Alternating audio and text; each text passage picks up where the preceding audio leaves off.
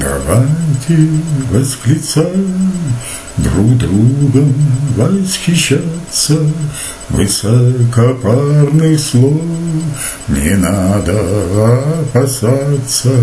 Давайте говорить друг другу комплименты, ведь это все любви, счастливые моменты.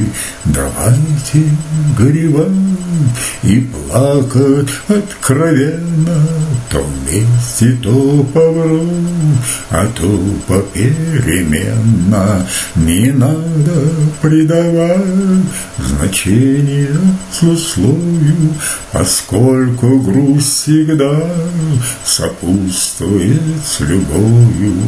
Давайте понимать друг друга с полуслова, чтоб, ошибившись раз, не ошибиться снова.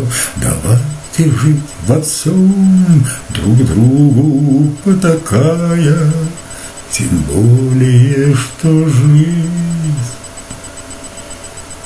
короткая такая.